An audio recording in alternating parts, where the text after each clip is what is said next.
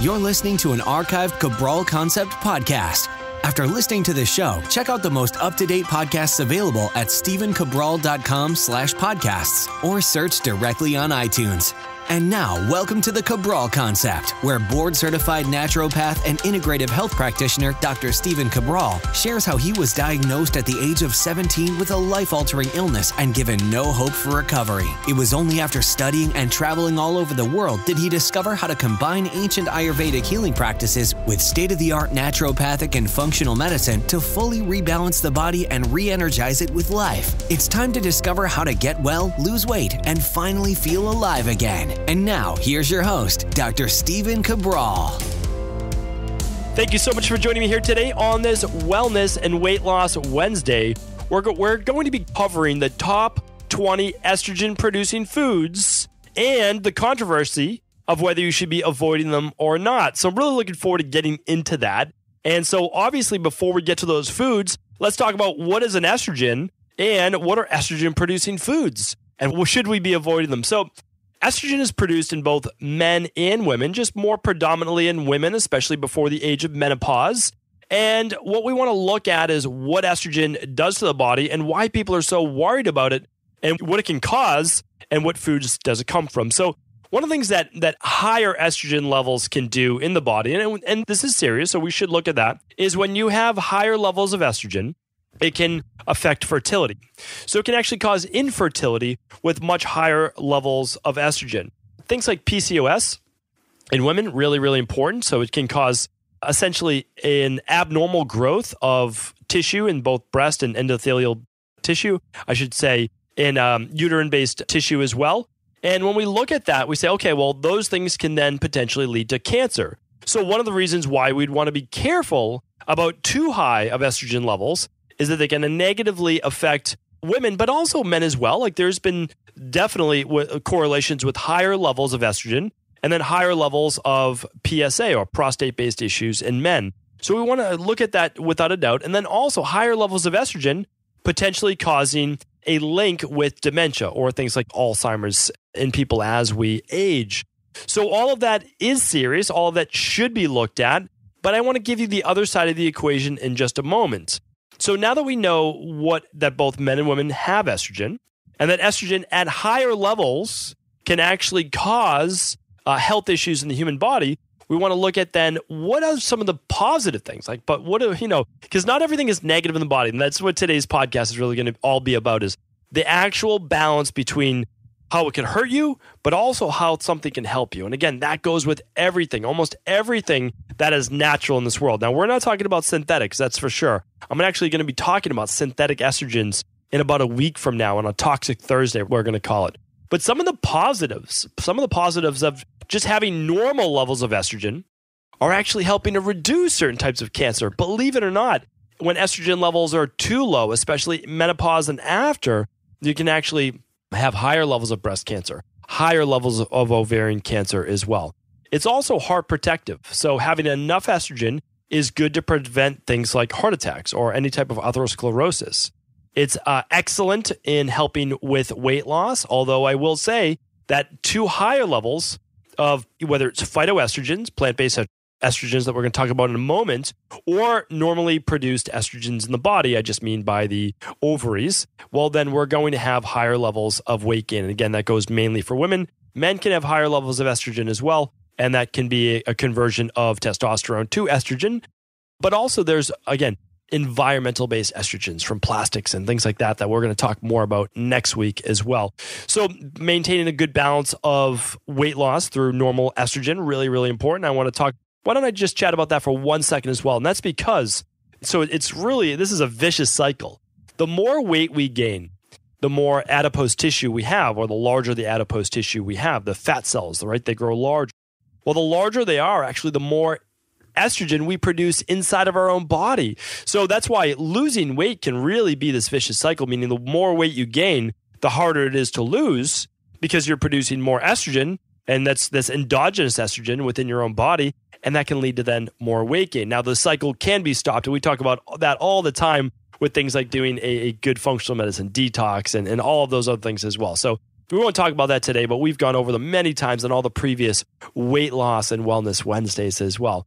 Another positive, is that estrogen at a normal level, this is so important, a normal level can actually increase libido. So it can improve libido in both men and women. So really important there. And then also it has been shown to be quite beneficial in terms of isoflavones during menopause. So those are some of the positives. And that's why I know estrogen, again, gets a bad rap, especially through food. So we want to talk about that right now. All right. Food-based estrogen. Why is this such an important topic to bring up? Well, there's something called phytoestrogens in certain foods, and I'll give you my top 20 list today. And I'll explain it to you why I gave you this specific type of research, because there's varying levels of phytoestrogen foods, and I'm going to go specifically by the isoflavone-based level. And again, there's different pronunciations for that. I prefer isoflavone. And one of the reasons we talk about this is that this is naturally occurring in foods. Like we talked about lectins before, right? Check out my previous podcast on the lectin diet and whether I believe that you need to be following it or not. Just like we'll call this almost the phytoestrogen diet. That means when you look at foods, the word phyto essentially means plant or plant-based, and estrogen is the hormone that we're talking about. Well, some plant-based foods, contain a phytoestrogen. That means a estrogen made within this plant. Okay, it's different. It's different than our own endogenous produce. That means our own internal production of estrogens. And we believe that the reason that these foods produce phytoestrogens is to actually decrease fertility in their predators of these specific foods. So it's kind of interesting is that these foods are actually protecting themselves by decreasing fertility in the animals that eat them, so that there will hopefully then be less of that animal to then not eat as many of the crops. It's very interesting. Again, that's theory right now. That has not been proven, but I always find it interesting to at least share the theory with you and tell you that it is only theory right now. We don't know if that's true. That's why it produces that. But it's very similar with lectins. I mean, like at the lectin-based diet, a plant is producing more lectins while it's not ripe. Again, when it's ripe, that changes. But when it's not ripe, and the reason is that would affect the nervous system of insects or animals that were going to eat it. That would affect the nervous system. The animal would clearly feel that. If it lived, it would know not to eat that food again. So again, the plant kingdom has their own survival-based mechanisms, and I find it extremely fascinating, extremely interesting. Well, one of the things is that when we eat foods, and again, I will list those foods for you, that are higher in estrogens or phytoestrogens, that they can actually bind to the same estrogen receptors in our cells. Now, here's where it gets very interesting. Why are there so many positives, meaning that it can stop certain types of cancer or potentially aid in cancers? And I want to talk about that as well. Why don't I talk about it now? Because there aren't any good studies that show that natural whole food soy causes cancer. But there are studies that show that soy isolates can actually exacerbate cancer when you do have it. So this is mainly in women, but also for men with prostate-based issues. So when we look at that, we say, okay, two things. First things first. When we're talking about a soy isolate, we are not talking about whole food soy.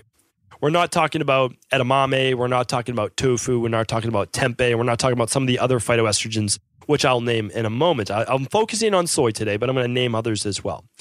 So to me, it's always interesting when you use an extract of soy, such as a soy isolate, that would never occur in nature. Okay, we're getting whole food soy with the lignans. We're getting it with isoflavones and other things as well, other types of phytoestrogens.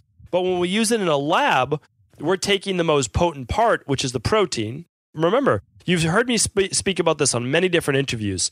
When we isolate the protein in many different things, like a soy protein powder, a soy protein bar, whatever it might be, we are allowing for more of the androgen-based, more of the growth-based potential, right? We're giving you the thing that's more anabolic.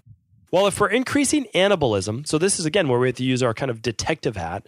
If we're increasing anabolism in the body, what would we allow for the growth of? Well, we would allow for the growth of certainly muscle tissue, maybe bone as well, but also we're allowing for the proliferation of cancer cells as well. So that's why when I look at these studies, I say, okay, soy exacerbating or stimulating breast cancer growth. Now, in the study, typically on mice, but also let's look at it with effects of women as well. What were they using? Were they using whole food soy? Were they using tofu, like we see being used for centuries in Asian cultures? Or were they using a soy isolate? And when you go back and when you look at the studies, they're using soy isolates. Now, again, I'm not letting soy off the hook, so you have to tune in and see my recommendations. But then I also look at the studies and I say, now, who are phytoestrogens seem to be worse for? All right, and when I'm looking at the specific studies, I'm looking at, well, phytoestrogens, which are foods that are highest in estrogen, seem to be worse for women, and again, I'm focusing more on women today, seem to be worse for women before menopause. And you ask yourself, well, why would that be? Okay, well, women before menopause are producing more estrogen. And so I always find that interesting as well, because then I'm going back to my Ayurvedic thinking, and I'm going back to my Chinese medicine, Japanese medicine, all the different types of Eastern-based philosophies of medicine. And I'm saying, well, of course that makes sense, because if women during premenopause, before estrogen levels and progesterone levels start to go down and testosterone levels as well, before that, they have higher levels typically of estrogen. And certainly during the follicular phase of their menstrual cycle, during the first 14 days or so.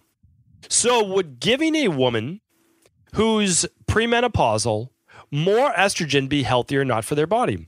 Probably not, right? That kind of makes sense. If you already have a lot of estrogen, would you want to add more, even plant-based estrogen to the body? And my answer to that would be probably not. But now if we're moving into menopause and we see estrogen levels start to decline, and we see things like osteoporosis start to increase, and we know that certain isoflavones from phytoestrogens, such as flax and soy and mung beans and those good foods, be actual beneficial because we know that they cut back then on certain types of cancer, and we know that it cuts back on some cognitive decline and then also on osteoporosis. Would that make sense? Well, it might. It might. And the reason is that as estrogen levels decline during menopause and certainly postmenopausal, and we see the studies that an increase in isoflavones that come from phytoestrogens help improve women with lower levels of estrogen, then it may make sense at that point to use foods that are non-GMO, that have higher phytoestrogens a few times a week in smaller amounts would be beneficial. That's how I look at it. I always look at the world of food and nutrition as about balance. It really is. So again, when we look at just even in macros, so when we look at lower carb diets, who do they work best for? Well, they work best for people that are more overweight or more of an endomorphic body type that isn't overweight, because an endomorph doesn't mean that you're overweight. It just means that you have the propensity towards type 2 diabetes, towards gaining more weight than an ectomorph or Vata body type. So when I look at that as well, as I say, okay, a low-carb diet for an ectomorph or Vata body weight or Vata dosha, when they're already lean, would be detrimental to that body. But if the Vata body had gotten overweight, or if for an endomorphic body weight that's overweight, putting them on lower carb, at least for a shorter period of time, higher vegetable, of course, might be beneficial. Why? Because you're creating then better balance in the body. But again, if you're already lean, if you've already lost the weight, decreasing or removing carbs from your diet would be very detrimental because your body could still use those carbohydrates. So again, along the same vein, we're looking at women that are lower in estrogen. Could they use a boost through phytoestrogen in their diet? The answer is most likely yes, especially when we're looking at studies right now that actually show women with breast cancer, and this is postmenopausal or menopausal as well, and we looked at across the studies that women who just ate just 1.5 milligrams of soy, whole soy though, we're not talking about the supplements, and I will really want to harp on that in just a minute, actually had a 20% of reduced mortality over the entire group for the women that ate some soy-based foods than the rest of the group, meaning like they had a reduction in all forms of mortality, but also recurrence of breast cancer as well. So what we're looking at is that soy isolates from soy milk, soy protein, soy bars, soy fillers, all of those things, yes, they're bad because they're processed foods. Remember, that is a processed food. Soy protein from soy is taking the most androgenic, we'll call it, effect of the hormone and adding it to a food in a higher amount that you would never be able to eat in even a cup or two of soy, which is a lot of soy. You just wouldn't be able to get that. So I can't recommend that. I can't recommend soy protein. I can't recommend soy isolates. I can't recommend soy milk. I just can't.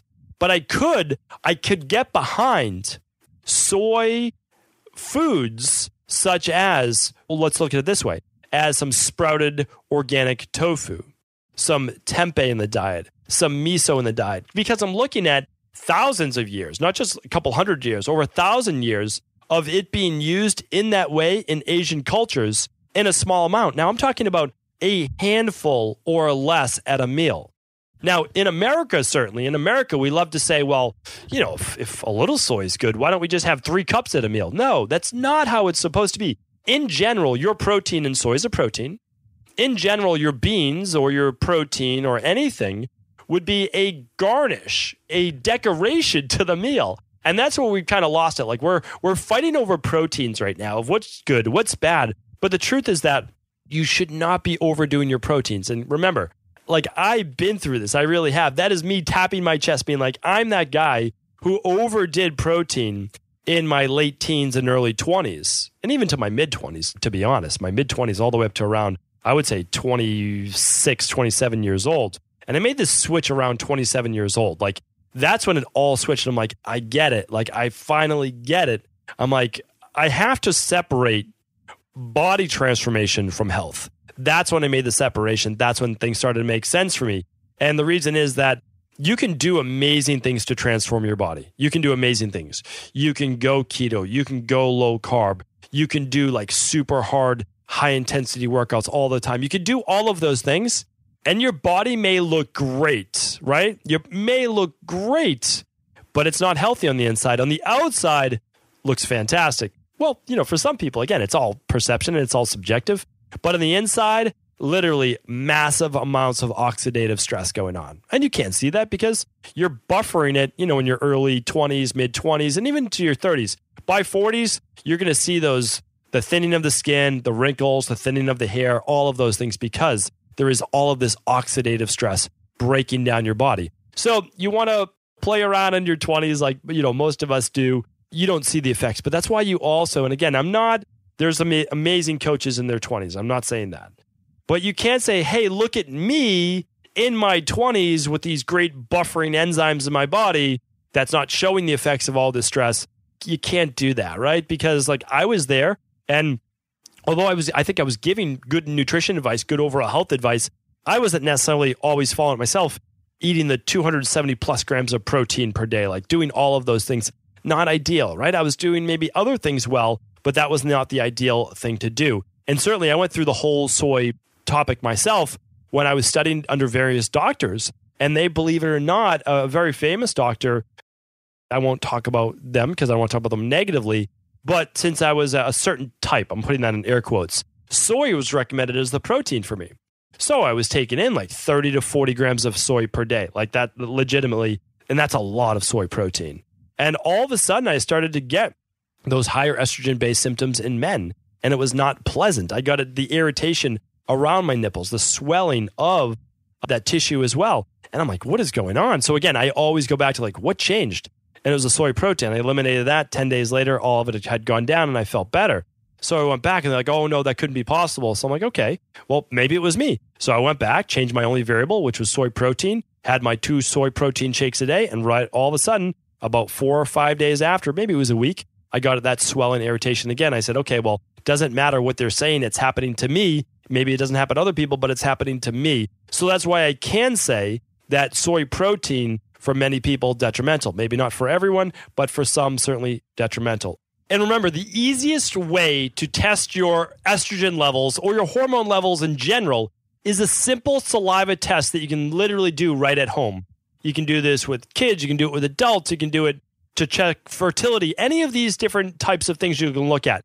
So literally, you're going to look at your estrogen levels. You're going to look at your progesterone levels. You're going to look at the ratio of those. If it's premenopause for women, you're going to do it about 5 days or 7 days before your cycle starts. Men could do it anytime. And you would do this essentially on a normal stress day. That's the best time to do it because there's testosterone, DHEA, and your 4 levels of cortisol throughout the day. So basically upon waking, before lunch, mid-afternoon, and then before bed, it shows you that kind of energy level of output from cortisol, which can be good or it could be bad. Again, it's all about balance. And then that's the adrenal hormone test, all right? That's an easy one to do. Now, if you want to do the thyroid adrenal hormone, you can literally just add on, which we just check off for you, because again, we mail these to you anywhere in the world. You complete this test. Really, really simple. So I'll link all of this up in the show notes today. Just go to stevencabral.com/838. But I want to let you know that the thyroid, when you add that on, you test your TSH, your thyroid stimulating hormone, you test your T4, you test your T3, and you look at TPO antibodies. Really, really important for your thyroid to look at Hashimoto's and other autoimmune-based issues. But then the extra thyroid panel includes vitamin D, and it looks at insulin and hemoglobin A1C to check out your blood sugar, which can also exacerbate endogenous production of estrogen in your body. So it's an amazing lab test, of course. We just offer that to anybody who would like to kind of take control of their own health, look at their own numbers. I will link that up in the show notes today at stevencabral.com/838. Okay, so let's get to our top 20 foods now. And now, so I'm letting you know that these foods increase phytoestrogens in the body. So what am I saying by that? Well, these foods that I'm talking about right now some are going to be positive and some are going to be negative. And that's why I want to talk about them right now and who I believe that they may be best for. Okay, so I'm giving you the list. I'm giving you this list. It's a little different, and it's based on the levels of isoflavones in phytoestrogen-based foods. It's coming from, publication was Nutrition and Cancer, and it's coming from a list called the 50 Highest Sources of Related Foods and the author's name is Thompson, L.U. Boucher, and that is it, Luis Ayala. So that if you want the publication, there it is right there. And I'm going to give you it not in terms of total phytoestrogens, but actually in terms of isoflavones. And I want to say, here's why. Because it's the isoflavones that they're looking at that are potentially the ones that are binding to more of those estrogen-based receptors. And again, why is this sometimes healthy or helpful? Because they're also not as powerful, they're plant-based esters, not as powerful as like estradiol in the body. And estradiol at higher levels, we know, can cause higher rates or at least stimulate breast cancer when that happens in the body. So I'm going to give you them in terms of isoflavones. There's different ways of rating phytoestrogens in the body. Isoflavones is just one of those. Okay, so soybeans, we're going to go through a lot of soy in the beginning. You're going to see that soy is the number one essentially isoflavone. But if you flip that on lignans, it's actually flax. I want to talk about how that's different a little later. All right. So soybeans, soy nuts, tofu, which is a fermented type soy, it's processed, a tempeh, which is a fermented based soy. We have textured veggie protein. We have miso. We have soy yogurt. We have soy protein. We have soy bacon bits, and that's basically a synthetic bacon bit made from soy. We have a black bean sauce that I'm not even familiar with. We have soy milk. We have soy protein bars. We have soy veggie burgers, so a veggie burger made from soybeans. We have a miso soup, not just a miso paste. And we have soybean sprouts. Okay, so just sprouted soybeans. That's essentially what that is. So those are our main soy, right? So all of our essentially top 10 come from soy. So the top 10 phytoestrogens, like when we're talking about, okay, what are our top phytoestrogens? Yes, it's coming from soy. Now let's go over some of the ones that are not coming from soy. So we have mung beans or mung bean sprouts, sometimes called dal. We have alfalfa sprouts. We have pistachios, believe it or not. Pistachios higher in the isoflavones. We have soy sauce. Okay, well, that's a lower one. And then we have flax seeds. And let me see if there are others. Flax bread, yes, because it's coming from flax seeds. And that's it. So those are all of our ones. Anything rated above a 100 in terms of isoflavones are the ones that I listed for you. Okay. So there's some other random ones on the list like chestnuts and believe it or not, even like almonds and cashews and hazelnuts and green beans. But all of those are on the lower side. All right. So it's mung beans and it's things like flax and a few of the others that are still making on the list. Now, those are on the list, but they're much lower in terms of isoflavones and higher in things that are called lignans. And lignans are actually been shown to be much more powerful in not only improving bone growth, hair growth, so making the hair thicker, stronger. It's a powerful antioxidant. It's used in things like the Budwig diet to actually help kill cancer cells. So I'm not lumping those in the same category because we don't look at them the same way in terms of binding to estrogen-based receptors. And obviously, they're giving a lot more benefit and they're far less controversial. So now to wrap this up, who do I want to say and what are my recommendations? I always like to give you a takeaway. So my takeaway today is this. This goes for both men and women. I would say in your younger years, developing years, let's say childhood to teenage years especially, and then I would say until later 20s, you're going to want to be careful of the amount of soy you eat per week. Okay? So that means having 2 to 3 servings a week, it would be like every other day, of some tofu. Okay, and we're talking about a handful. We're talking a handful. Okay, a handful of non-GMO, because let's keep this in mind. 93% of all soy is genetically modified. I don't recommend eating any of that, meaning I want you to have 0% of GMO foods. So 0%. I don't think GMO foods are good for you to be eating. We certainly don't know the long-term effects of them. And it allows them, like even if you believe in GMO foods, fine. I will talk about these in the future as well. The reason why we're genetically modifying them is so that we can really spray them with massive amounts of pesticide and allow them to essentially live. So that's what we're looking at. So no matter what, even if you believe in GMO foods as being like the next great savior of foods in terms of producing massive amounts of crops so that we can try to feed the world, I would disagree with you. But if you believe in that, fine. But what we can't believe in is the massive amounts of crop spraying, the pesticides, because the pesticides we know do affect fertility and they affect other parts of the body as well, which we'll cover on another show. Okay, so non-GMO soy, if you say, okay, I'm good with a handful of tempeh, I'm good with a handful of tofu, and maybe edamame, okay? Like, totally fine. 2 to 3 times a week. Because that would be, again, more like the 1,000+ years we have in Asian cultures with very healthy levels of low breast cancer, of low osteoporosis in those cultures. I'm okay with that. I'm okay with that. So all of that would be fine, I think, for both men and women. And I follow that myself. I have sprouted organic tofu probably like once a week. Like, that's just another source of protein for me. And I don't worry about it, and it's in a small amount. So I don't get too concerned about that, okay? But having it on a daily basis, I don't think I'd recommend that. Now, this is where things change. Once women, and I would say it'd be fine for men as well, but mainly for women I'm talking about here. Once you start to have lower levels of estrogen, mainly during menopause and after, okay? Perimenopause, where your cycle is not as regular, and then menopause, where your cycle is stopped for a period of 12 months, okay? And then postmenopause as well.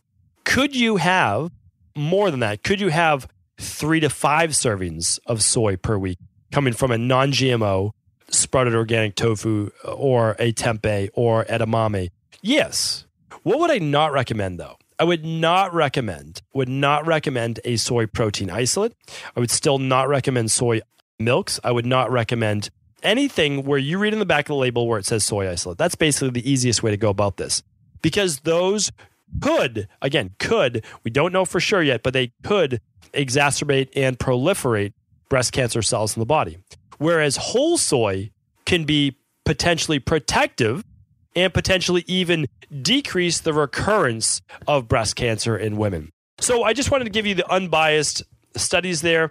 And what I would say is go easy, maybe 2, 3 maximum servings per week up until menopause for women. And then after that, potentially 3 to 5 servings. And again, small, half cup to a cup. That's it. Once a day. I'm not talking multiple times per day, once a day. And that's where we go overboard as well. We're having soy cheese and we're having soy milk and then we're having soy protein bars. No, that's not how they did it in all the ancient-based cultures. They had 1 serving and it was a half a cup to maybe a cup maximum. And that's it. So that's what I'm talking about. I'm talking about small servings a couple times a week. You should be absolutely fine. And it's giving you one more source of a non-meat-based protein if you're looking for that as well. So I think that's the way to do it. Certainly we have the positive effects that I just spoke about as well in terms of libido, in terms of preventing osteoporosis, in terms of protecting the brain and also certain types of cancer as well. And then we have the negative forms when we're eating the isolates that could potentially lead to, again, certain types of cancer, dementia, and all of the negative effects of soy as well. So hopefully today's podcast, I know it's never a cut and dry sometimes with these foods because it can't be, because we're talking about balance within the body. And if someone's higher in estrogen, well, then it's going to have a negative effect. And if someone's lower in estrogen, then it can have a positive effect. And then there's also one more caveat to all that, is that a lot of times when people are producing all of this endogenous estrogen from being overweight, that some of these isoflavones with, again, a couple times a week of soy can actually be protective because they're weaker forms of estrogen actually binding at the estrogen-based sites, and they're called selective estrogen receptor modifiers, SERMs. I'm not going to get into that today, but they can actually be protective as well. So again, a couple times a week, having a non-GMO soy in its whole form, as a broken down into a tofu or a tempeh or the edamame, fine. Multiple times a week, like more than that, not ideal until menopause. Then maybe after that, a couple extra servings would be totally fine. Hopefully today's episode was helpful. Thank you today for tuning in to another Cabral Concept. Appreciate your listens, appreciate your reviews. Thank you so much. And we'll be back tomorrow with another Cabral Concept. Ever wonder what the best sauna, blue blockers, sleep trackers, wake lights, salt lamps, or other health gadgets are? Or what about the top non-toxic mattresses, sheets, soaps, bath products, toothpaste, and cookware? Or would you like to know the cleanest choices for hemp parts, meal delivery services, supplements, and much more? I personally curated, researched, and now created a resource page of all of my top picks that continues to grow each week.